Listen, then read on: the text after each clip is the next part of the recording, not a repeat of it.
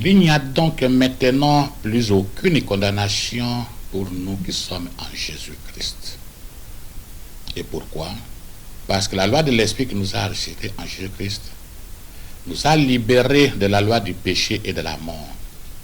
En effet, tous ceux qui sont conduits par l'Esprit de Dieu sont fils de Dieu. Je n'ai pas reçu un esprit de servitude. J'ai reçu l'Esprit Saint qui fait de moi un fils adoptif par lequel j'écris Abba Père. C'est l'Esprit de Dieu lui-même qui atteste à mon esprit que je suis enfant de Dieu. Enfant et donc héritier. Héritier de Dieu ou héritier du Christ. Il nous a ressuscités ensemble. Il nous a fait asseoir ensemble dans le lieu céleste en Jésus-Christ. Notre prière. Tendre Père, ne nous délaisse pas, ne nous abandonne pas. Sois avec nous comme tu as été avec Moïse. Exauce-nous comme tu as exaucé Moïse, afin que l'ignorance ne nous résiste pas tant que nous vivrons. Du moins, nous n'aidions pas l'ignorance à nous résister tant que nous vivrons. Bienvenue. Mon frère, ma soeur, réveille celui qui se tournera à côté de toi. Et informe à toute personne qui peut venir écouter la sorcière oubliée. Nous rappelons comme autrefois, grande attitude de notre joie, de vous imaginer encore et davantage, de plus en plus nombreux devant vos petits écrans, les grands écrans, les écrans géants, pour suivre votre émission La sorcière oubliée. Que Dieu soit loué. Nous étions en train de parler les moments où Dieu écoute. Et nous avons parlé des prières de l'aurore, la prière du matin, la prière de la sixième heure, la prière de midi, et on devrait commencer aujourd'hui la prière du crépuscule.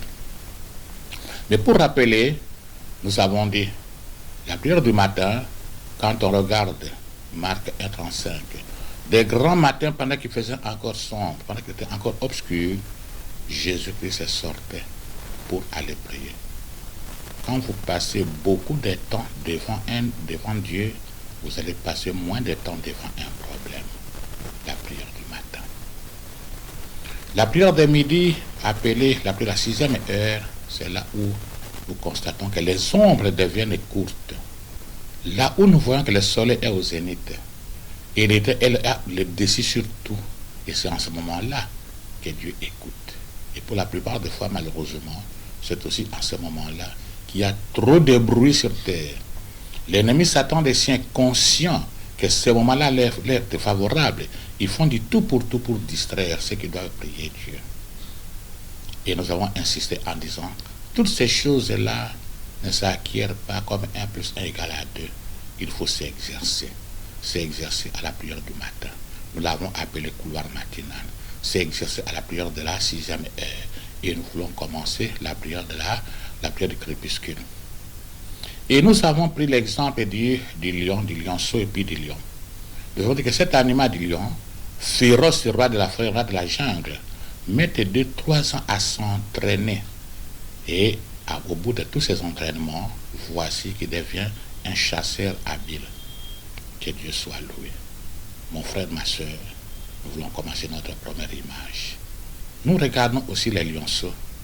Nous voulons commencer par là pour dire quoi? Ici, nous ne sommes pas en train de condamner quelqu'un, un individu. La sorcière oubliée n'a jamais condamné un pasteur, n'a jamais condamné un fidèle chrétien. L'unique ennemi, c'est l'ennemi Satan. Alors c'est là que nous combattons. Et prenons-nous en charge pour les combats. Alors si notre reste est prêt, nous regardons les lionceaux. et nous continuons avec la prière du crépuscule. La prière du crépuscule, c'est une arme puissante, une arme contre les attaques nocturnes de l'ennemi. La prière du crépuscule établit un périmètre de protection divine autour de notre nuit. Je disais cette image, c'est un entraînement. Alors, on a trop parlé de la prière du matin, la prière de la 6e heure, maintenant le crépuscule. On va s'exercer aussi à la prière du crépuscule. L'ennemi Satan connaît très bien la puissance de ce moment qu'il fait. Et alors il fait du tout pour tout. C'est pour cela qu'il y a beaucoup de distractions, beaucoup de distractions surgissent justement à ces heures-là. Vous avez constaté, vous voulez prier le soir, une fatigue soudaine, inexpliquée, une visite sans objet, quelqu'un vient vous voir, mais c'est dont vous devez parler, ça ne se voit même pas clairement. Et puis il traîne, et puis finalement, il n'y a pas de temps pour prier. Donc, une discussion qui s'éternise, un sommeil subit, tout ça sont des moyens que l'ennemi utilise pour t'empêcher, pour vous empêcher, pour nous empêcher de tenir la prière du soir en famille. Matthieu 14, verset 23. Quand il eut renvoyé, il monta sur la montagne pour prier à l'écart. Et comme le soir était venu, il était là seul, qui Jésus-Christ. Donc beaucoup de grands coups se font la nuit. La nuit est aussi un moment où les êtres humains sont vulnérables, les moments où la garde baisse, les moments où notre attention est réduite. Et plus que jamais, on a besoin de la protection de Dieu. Comment va-t-il te protéger si tu ne te confies pas en lui ou tu ne te confies pas la nuit à l'Éternel? Et Jésus nous donne un bel exemple. Jésus, bien que fils de Dieu, bien que l'homme est Dieu, nous donne un exemple de la prière du soir. Il monta sur la montagne pour prier. Comme le soir était venu, il était là tout seul pour remettre la nuit entre les mains de son Père. Que Dieu soit loué. Mon frère, ma soeur, quelles que soient les urgences, quels que soient les problèmes, il ne faut pas bouder la prière du soir. Il ne faut pas bouder la prière du crépuscule. Et pourquoi? C'est elle qui permet de protéger la nuit. Le psaume 4, verset 9. Je me couche et je m'endors en paix, car toi seul, Éternel, tu me donnes la sécurité dans ma demeure. Quand nous regardons Proverbe 3, verset 24, lui ajoute, si tu te couches, tu ne seras point effrayé, et quand tu seras couché, ton sommeil sera doux. Qui n'a pas besoin d'un sommeil doux? Qui n'a pas besoin d'un sommeil réparateur? Qui n'a pas besoin d'un sommeil où quand tu réveilles le matin, au moins je suis en forme. Alors, ne connaissent pas ceux qui connaissent mieux la valeur du sommeil, mais sont ceux-là qui ont des nuits de cauchemars. Comme on l'a toujours dit, qui connaissent mieux la valeur de la nourriture, c'est les gens où il n'a pas à manger dans la maison. Un sommeil réparateur, un sommeil doux, ceux qui connaissent mieux la valeur de ce sommeil-là, ce sont ceux qui ont des insomnies, qui souffrent de beaucoup de cauchemars. Pour que tu te couches et tu t'endors en paix, il faut savoir prendre un temps le soir pour te confier en Dieu. Confier les enfants aussi entre les mains de Dieu. Et Proverbe 3, verset 6 va ajouter, je me couche, je m'endors, je me réveille, car l'Éternel est mon soutien. Oui, Dieu protège même pendant la nuit. Pour ceux qui trouvent un temps le soir, priez ensemble avec ceux de votre maison, ceux de votre famille. Priez ensemble avec votre mari, avec votre épouse. Mon Seigneur, mon Dieu n'est pas un Dieu mort. Il est un Dieu vivant qui attend, qui écoute et qui exauce. Et d'ailleurs, lorsque les enfants sont initiés à la prière, rassurez-vous, et un jour, vous serez peut-être fatigué, ce sont ceux-là qui vont vous rappeler. Lorsque ce monsieur ici est réellement conforme pour la prière, les jours que vous deux là, vous serez fatigués, il va vous réveiller pour pouvoir prier. Donc au fond, Ce que j'ai appelé mes mains, ce sont des batteries que vous êtes en train de recharger à ce niveau ici. Le jour où il y a coupure du courant, c'est lui qui viendra au secours. Psaume 55, verset 3. Psaume 55, verset 3. Prêtez oreille et venez à moi. Écoutez et votre âme vivra. Je traiterai avec vous une alliance éternelle pour rendre durable mes faveurs envers David. La table des faveurs. En tout cas, moi j'entends beaucoup de la table des faveurs. Je voudrais jouir, alors vraiment jouir des mets et de l'abondance des autres mets qui sont et qui seront dressés sur cette table des faveurs. Vous aussi, nous tous en avons besoin. Mais un avertissement très sévère. Si tu veux de cette table de faveur, si tu veux que les faveurs de Dieu soient durables, alors il faut répéter, il faut prêter oreille aussi à ainsi parler l'Éternel. Notre véritable problème, nous voulons que Dieu nous bénisse sans obéir à ce qu'il dit. Nous voulons que Dieu nous protège sans faire ce qu'il nous demande. Mais il dit ici, prêtez oreille, je traiterai avec vous une alliance éternelle pour rendre durable mes faveurs envers vous. Donc si nous prêtons oreille à ainsi parler l'Éternel, et si nous écoutons ce qu'il dit, si nous faisons, nos âmes vivra, et l'Éternel promet de traiter une alliance éternelle avec chacun de nous. C'est un problème d'intérêt. Moi, je ne voudrais pas rater cet intérêt. Le psaume 121, verset 3 à 4 dit quoi? Il ne permettra point que ton pied chancelle. Celui qui te garde ne sommeillera point. Voici, il ne sommeille ni ne dort, celui qui garde Israël. Posons-nous une fois la question. L'ennemi Satan, avec ses amis, avec les siens, ils sont tellement actifs. Si notre Dieu pouvait somnoler, que serions-nous devenus? C'est avec toutes les acteurs démoniaques. Non. C'est pour cette raison l'Éternel ne sommeille pas, ne dort pas. Ces enfants sont ça. S'ils osaient somnoler, s'ils osaient dormir, nous, ces enfants, nous serons vite assujettis, car l'ennemi va vraiment en profiter pour nuire.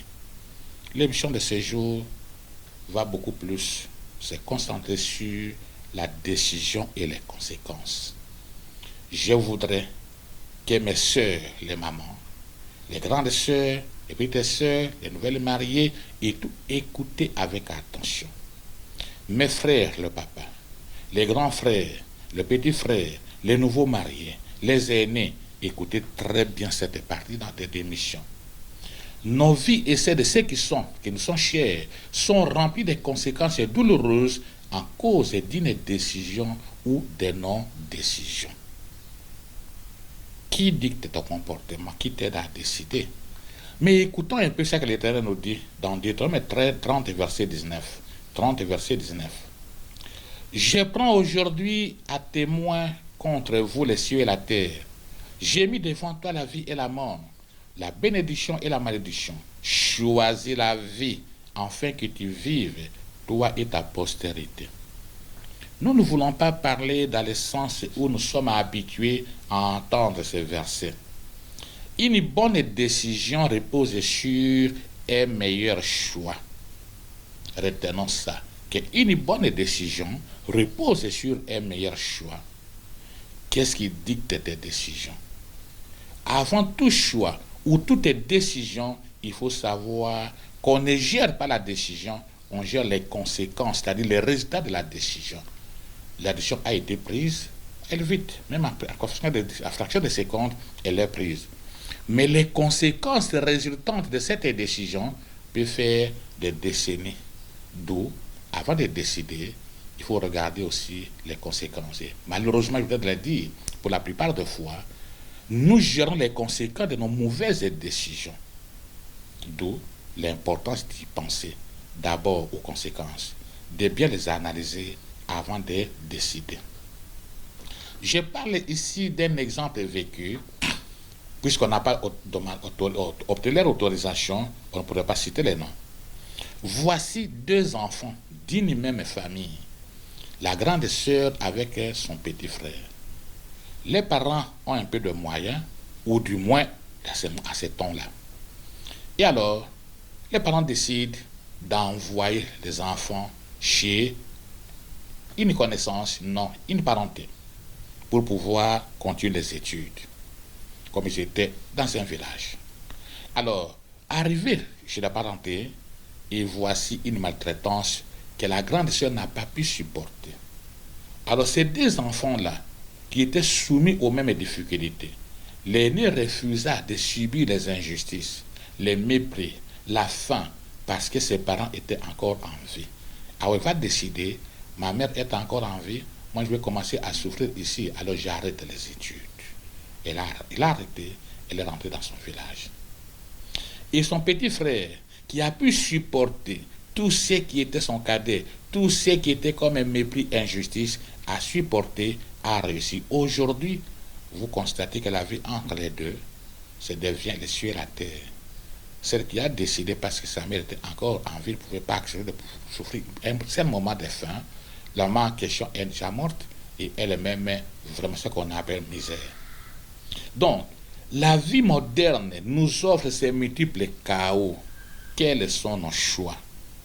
Regardons dans cette grande ville ici. La vie moderne nous offre les multiples chaos. Dès le matin, les réseaux sociaux t'offrent déjà le premier grand chaos. Les mensonges proprement habillés, d'autres chaos. La nudité sous toutes ses formes au travers des réseaux sociaux. Il n'y a plus de censure. Nous sommes dans un monde où il n'y a plus de censure. Alors derrière ces chaos se cache la malédiction, la mort. Ce n'est pas parce que la vie moderne vous offre des chaos et alors que Dieu a changé sa parole, dit non, choisissez la vie afin que vous viviez, vous et votre postérité. Donc ces multiples chaos s'opposent à la connaissance de la parole de Dieu. Les multiples chaos s'opposent à la prière du matin. Les multiples chaos s'opposent à la prière de midi, de la 6e heure. Les multiples chaos s'opposent aussi à la prière du soir et s'opposent à la table de faveur au finish. Alors, bien que l'Éternel nous laisse libre choix, il nous invite à choisir ce qui mène à la vie. Mon frère, ma soeur, je pense qu'une telle famille, on choisit ce qui mène à la vie. Quand vous éloignez, il est écrit dans votre vie, vous choisissez d'aller vers la mort. Il ne faut jamais vous éloigner de il est écrit. Montrez aux enfants, il est écrit. L'école, oui, complète l'éducation, donne l'éducation scientifique. L'éducation de base, ce n'est pas l'école, c'est au niveau de la famille. Donc, les réseaux sociaux offrent les chaos. Et les multiples chaos s'opposent à la connaissance de la parole de Dieu. Mon frère, une bonne décision, elle doit conduire à la vie. Tout ce qui mène à la vie, là c'est une bonne définition. Comme pour dire, toute bonne décision est celle dont les conséquences seront la vie. Toute bonne décision, c'est la décision dont les conséquences seront quoi? La vie. Les conséquences, la bénédiction. Les conséquences, le bonheur pour toi et pour ceux de ta maison.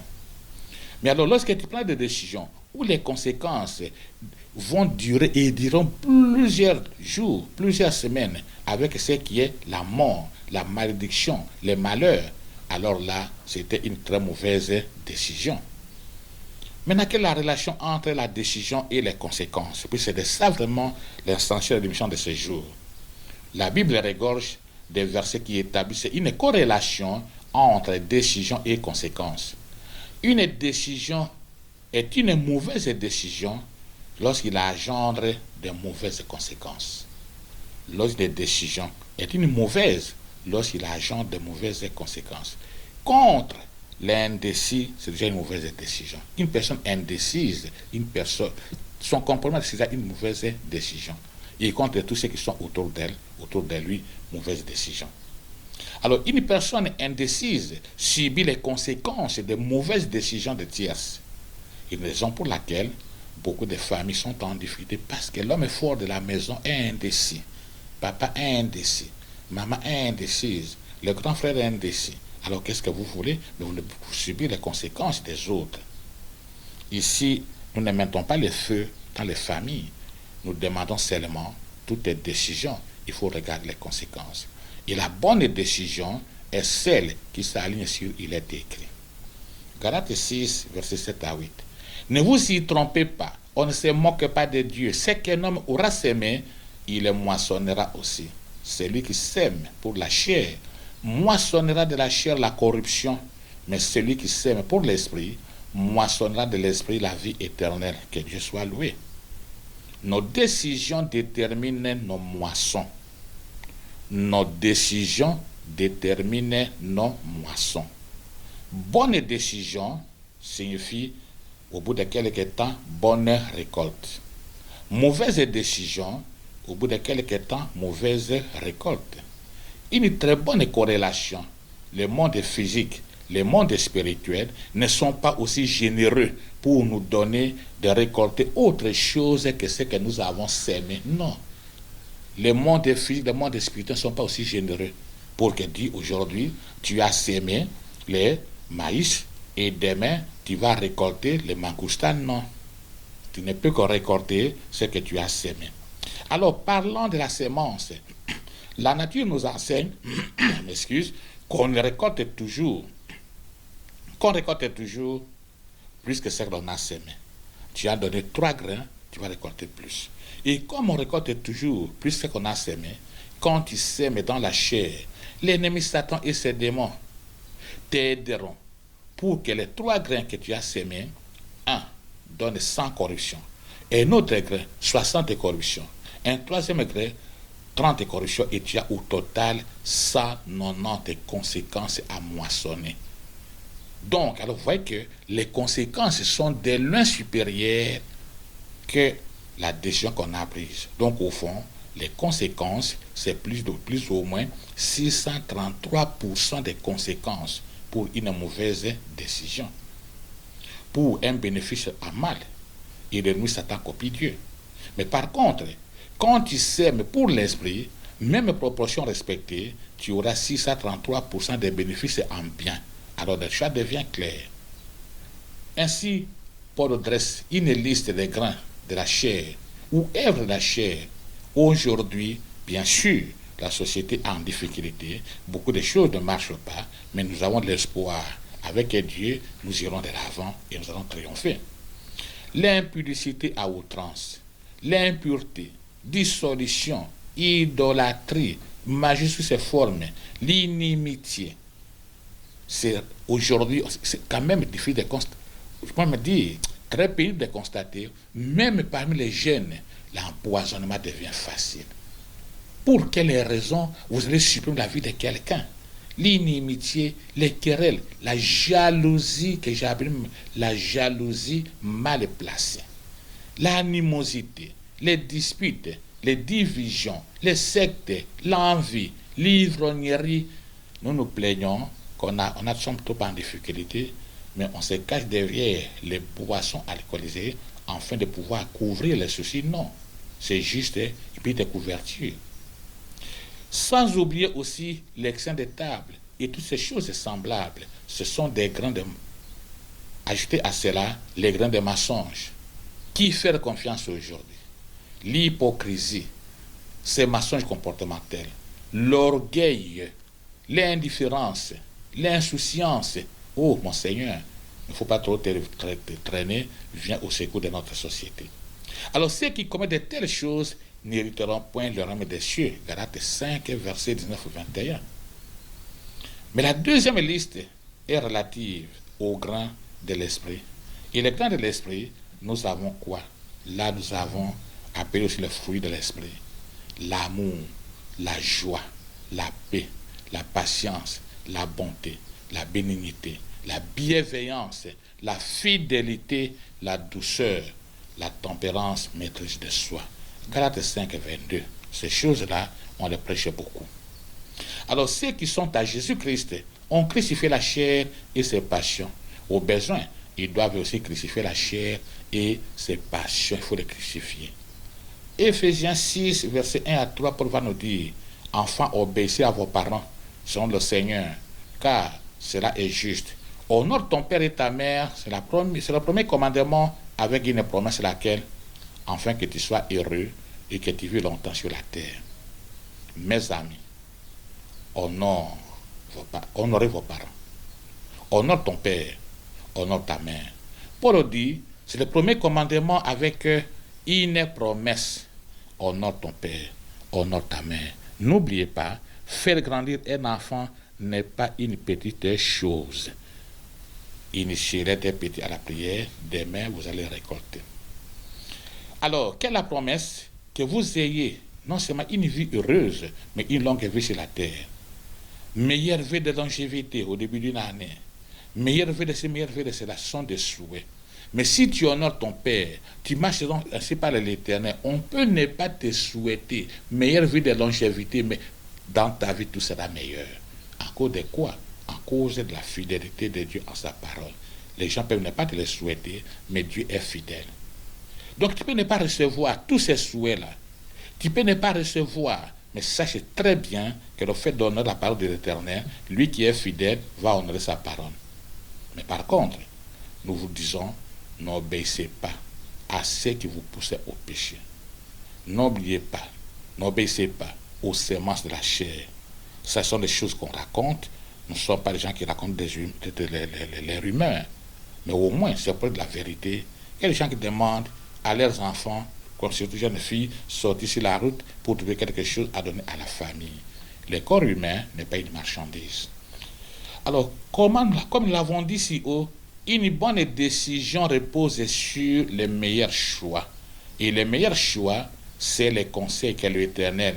Je vous conseille de choisir la vie. Ça, c'est le meilleur choix.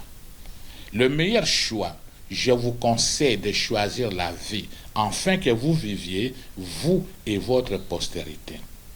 Proverbe 14, verset 12. Telle voie paraît droite à un homme, mais son issue, c'est la voie de la mort. Une décision peut paraître juste à nos yeux, mais sans Dieu, elle peut nous conduire à la ruine. Une décision peut paraître bonne à nos yeux, mais sans Dieu, elle conduit où? À la ruine. Encore, et davantage, il faut associer l'Éternel notre Dieu dans nos décisions, surtout lorsque ça exige un bon discernement.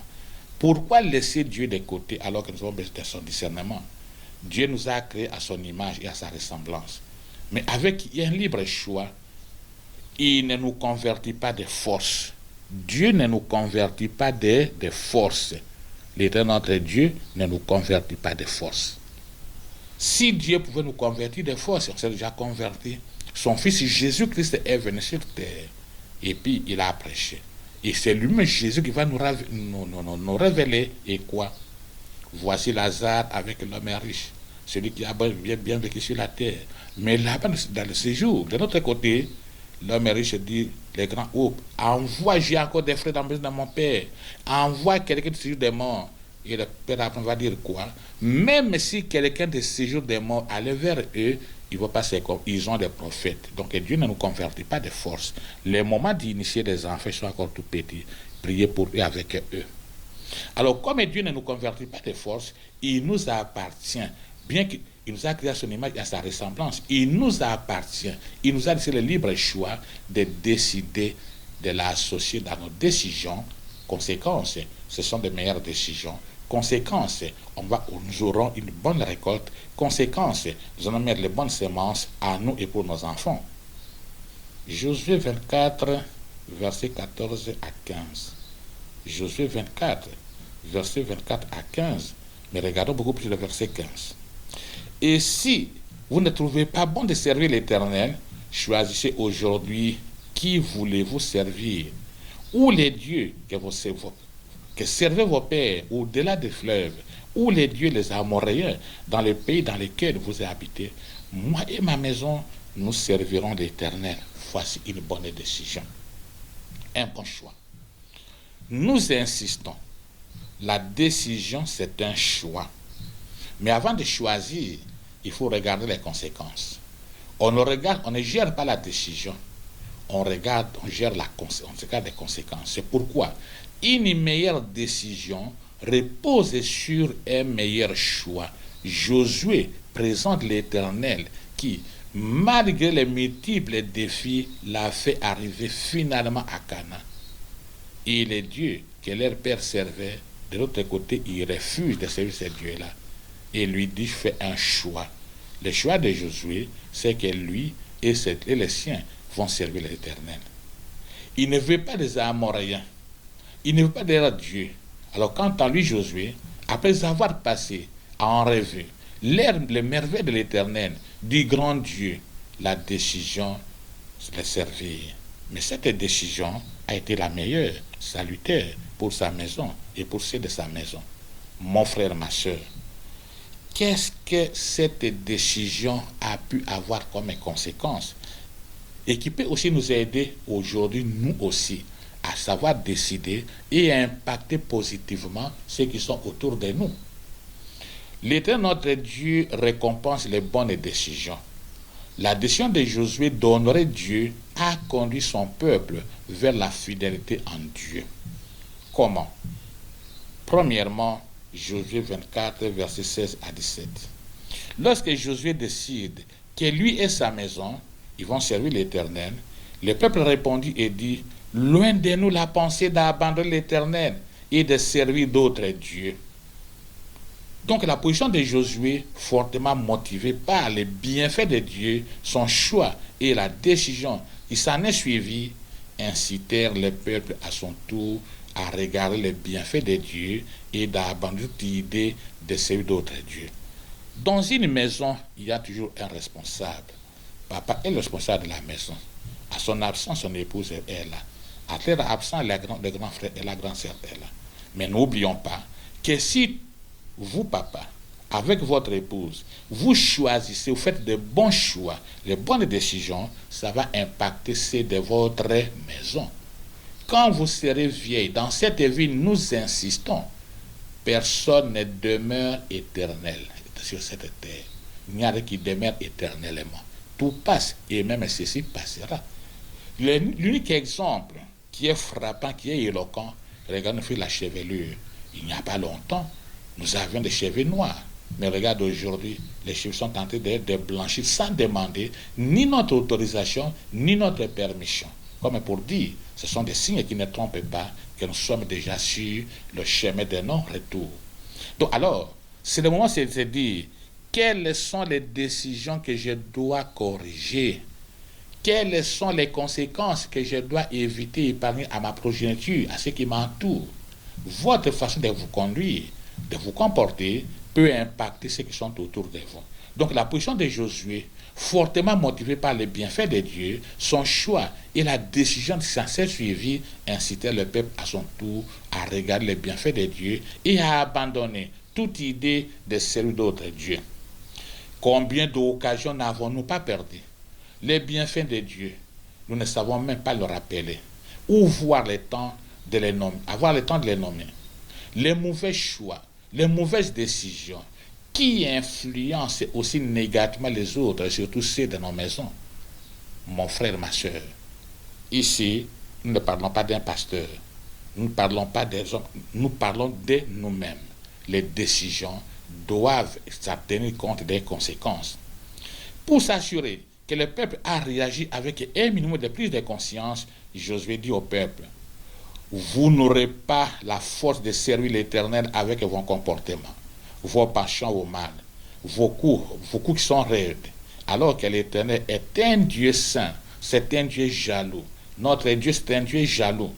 Il ne pardonnera point vos transgressions et vos péchés. Lisez ça dans Josué 24, 19, 20.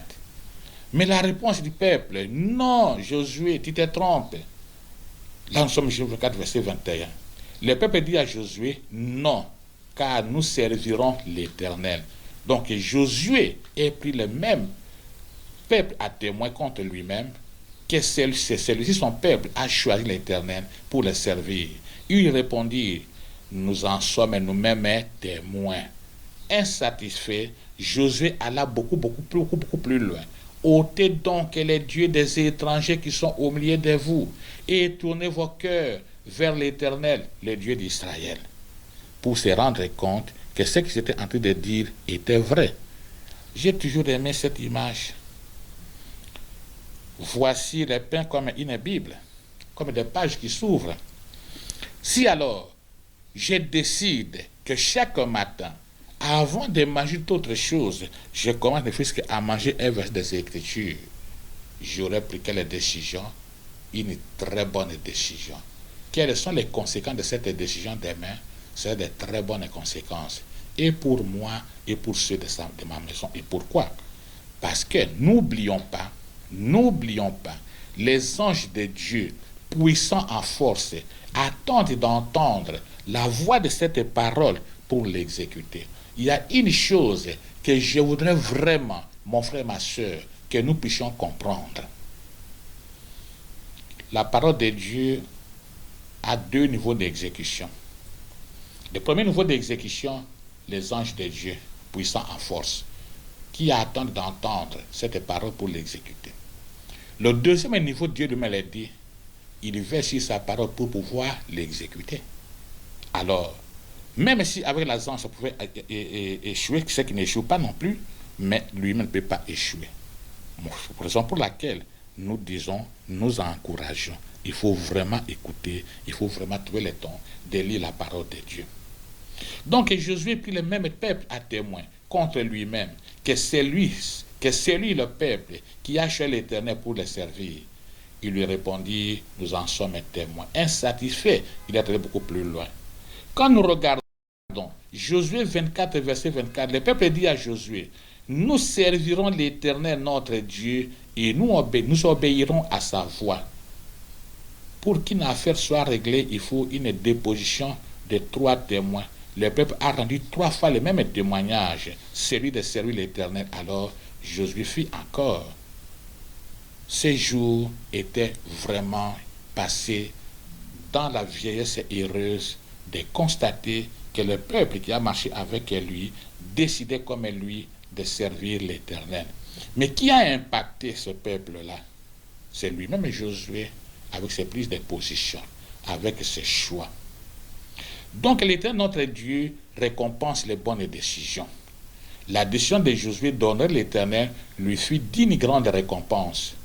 Josué 24, verset 31. Israël servit l'Éternel pendant toute la vie de Josué et pendant toute la vie des anciens qui survécurent à Josué et qui connaissaient tout ce que l'Éternel avait fait en faveur d'Israël. Amen.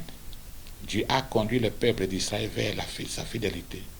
Et Josué, le fils d'un non-serviteur de l'Éternel, mourut à l'âge de 110 ans d'une vieillesse heureuse, une décision résultant d'un meilleur choix basé sur l'obéissance peut sauver une maison, une communauté, j'insiste. Une décision qui résulterait d'un meilleur choix basé sur l'obéissance, basé sur ainsi par l'Éternel, peut sauver sa maison, peut sauver sa femme, peut sauver ses enfants, peut sauver ses enfants. Alors Jésus va nous dire, dans Luc 22, verset 41-42, puis s'éloigna d'eux avec la distance d'environ un jet de pierre, et s'était mis à genoux, il pria, disant, Père, si tu voulais éloigner de moi cette coupe, toutefois que ma volonté ne se fasse pas, mais la tienne. Père, si tu voulais éloigner de moi cette coupe, toutefois que ma volonté ne se fasse pas, mais la tienne. Un bel exemple, nous disons très bien, un bel exemple d'une décision résultant d'un choix dû à l'obéissance.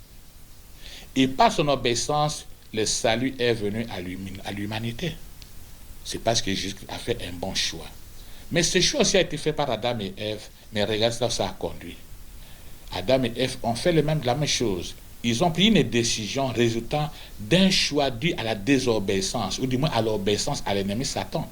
Conséquences négatives, non seulement sur eux-mêmes, mais sur toute leur génération. Qui obéis-tu? Qui obéissez-vous?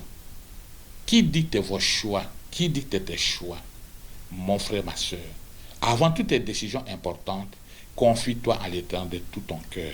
Cherche la direction du Seigneur et ne t'appuie pas sur ta propre sagesse. La décision, elle est vite prise. Mais les conséquences de la décision, c'est là le véritable problème. Nous voulons remercier le Seigneur. Et pourquoi?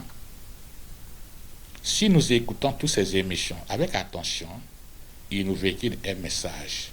L'autoprise en charge, la liberté de notre être, la puissance des ténèbres. Qu'est-ce que nous avons voulu dire aujourd'hui? Aujourd'hui, nous avons parlé de la décision et de ses conséquences. On ne gère pas la décision, on gère les conséquences. Par conséquent, avant de prendre une décision, il faut regarder les conséquences. Et alors, toute bonne décision, elle doit être celle basée sur ainsi a dit l'Éternel, ainsi parle l'Éternel. Et le meilleur choix conduit aux bonnes décisions. Et les bonnes décisions sont des grandes semences. Et les bonnes semences, on ne peut qu'avoir de bonnes récoltes. Mon Seigneur et mon Dieu, il n'y a donc maintenant plus aucune condamnation pour moi qui suis en Jésus-Christ. Parce que la loi de l'Esprit qui donne la vie en Jésus-Christ m'a libéré de la loi du péché et de la mort. En effet, tous ceux qui sont conduits par l'Esprit de Dieu sont fils de Dieu.